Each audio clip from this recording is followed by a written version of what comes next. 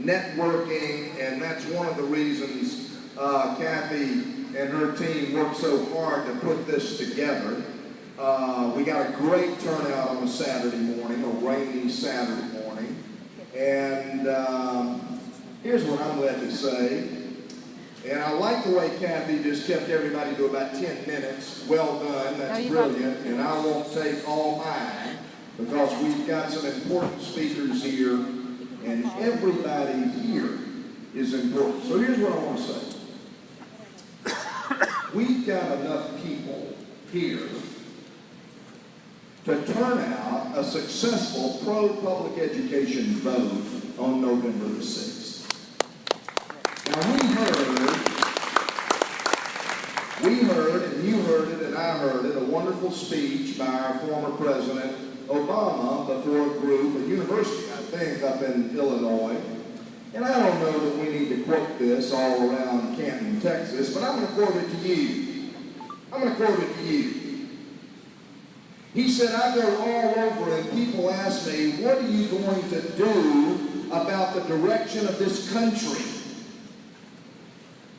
Now let's translate that into, Charlie, what are you going to do about the direction of this state? Here's what President Obama said. He said, what are you? That's not the question.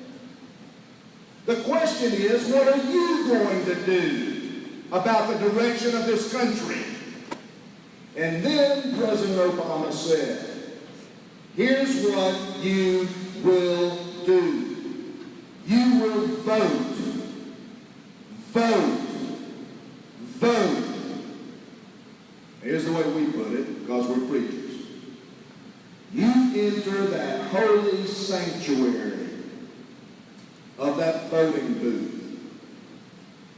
And it's an inspiration in and of itself when you pull up in the parking lot. Y'all know what I'm talking about. And you see God's gift of democracy at work. One person, one vote. What's that based on? It's based on the God-given dignity and worth and value of every single human being. You pull up into the parking lot, you're inspired.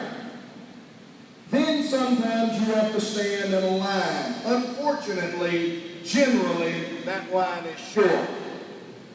Unfortunately, we want to make it long. Democrat, Republican, Independent, whatever.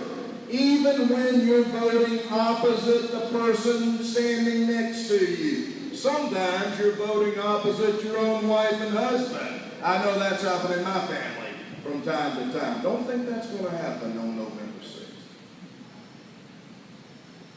But you're getting and celebrating, you're getting that energy, that democratic energy that founded this country, that founded this state, and that's going to turn this state on November 6th in the right direction. 1 minute left, Cathy, raise your hand. When I'm 1 minute out, raise your hand, okay? Because I want to keep my time running. I don't want to be like that preacher that preached 45 minutes or an hour. He reached a pause in his sermon. He said, brothers and sisters, we've taken a look at Matthew. We've taken a look at Luke. We've looked at Mark. What place shall we give John? And with that, an old man got up, headed toward the door, turned over his shoulder and said, he can have my place because I'm leaving. On November 6th, we're going to turn this state in the right direction. Because we have leaders in this state who are moving us in the wrong direction.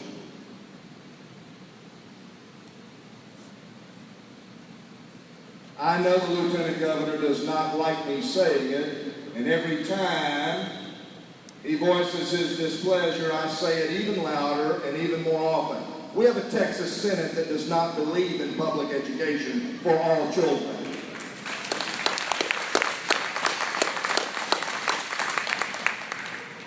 So about a year ago, I was down in San Angelo, Texas. San Angelo, Texas is not exactly a liberal place, right?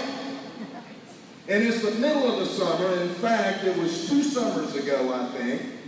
And was it last summer?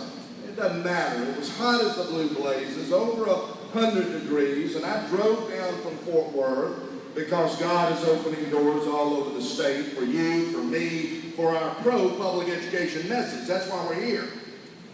That's why we're here. Mike Collier and I were just visiting about the power of a pro-public education message. You send the message of God's gift of education for all children, and that's all you've got to say. It helps a pro-public education candidate, and it embarrasses an anti-public education candidate. And they know it. And I'm about to tell you a story that illustrates it. So I walked in the library of downtown San Angelo, beautiful West Texas city with the Concho River flowing through. It's one of my favorite towns. And I walk into this conference center. This has got to be an encouragement to you. And there are 150 people in this conference room in the library in downtown San Angelo to hear me talk about the threat of private school vouchers. And I couldn't believe it. And so I gave my presentation, and there was a brisk, active, energetic question and answer session. And every public speaker loves that, don't we, Mike? For the public to engage. For the public to engage. It's a beautiful thing.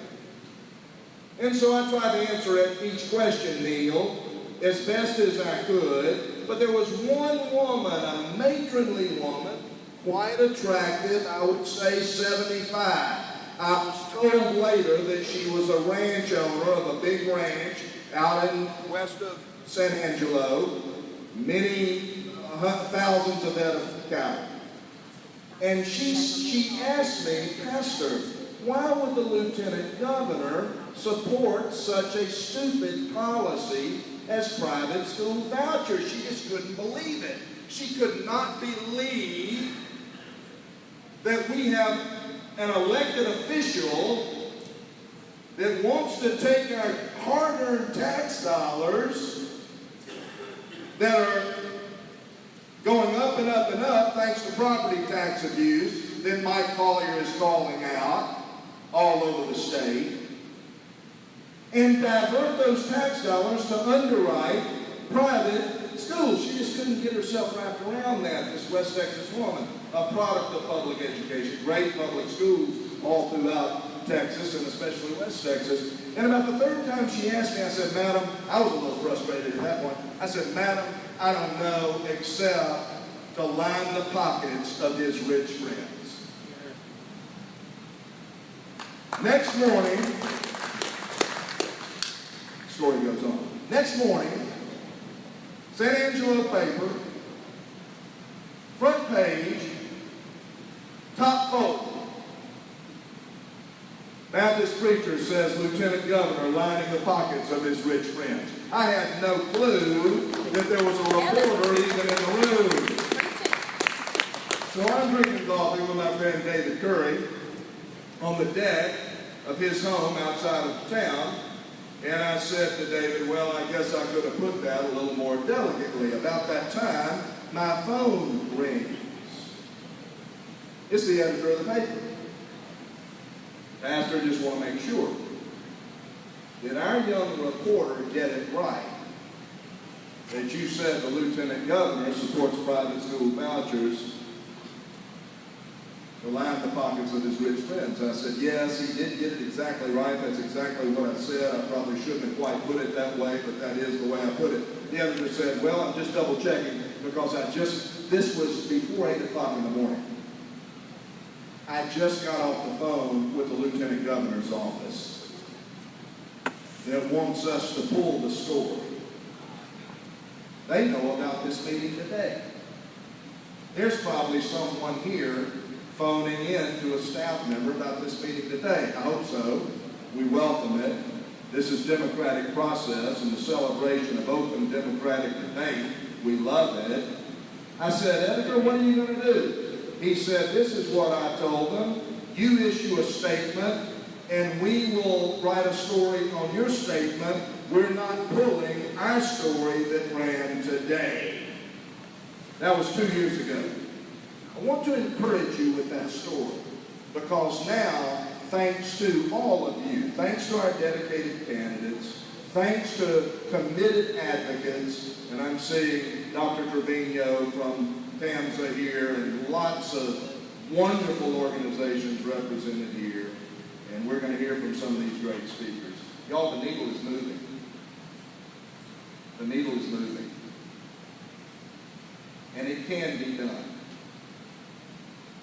And I think my job